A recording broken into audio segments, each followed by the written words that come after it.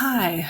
We're talking right now about discussion board for lesson 6, which is about nationalism.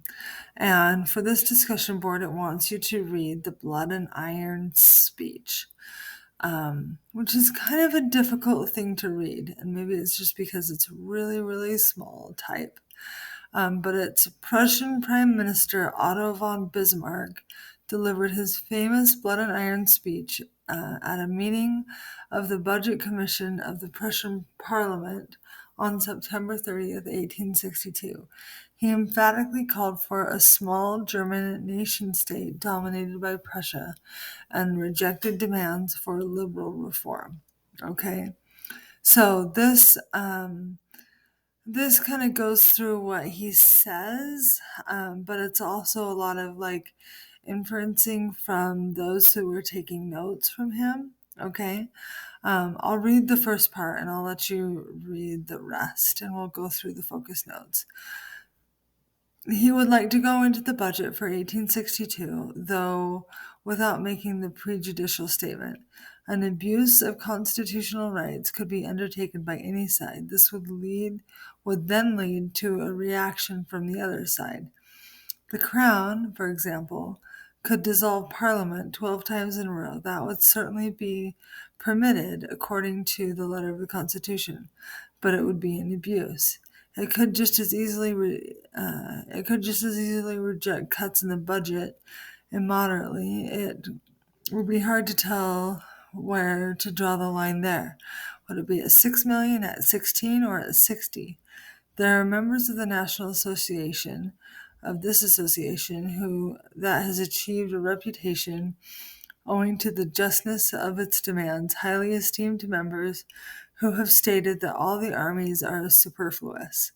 Well, what if a public assembly had this view?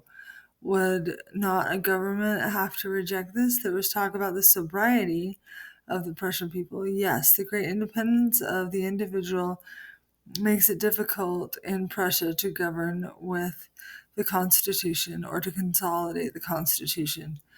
In France, things are different. There, this individual independence is lacking. Okay, so I'm not going to go into the whole thing, but from that, what ideas do you get? What overall ideas do you get from the Blood and Iron speech?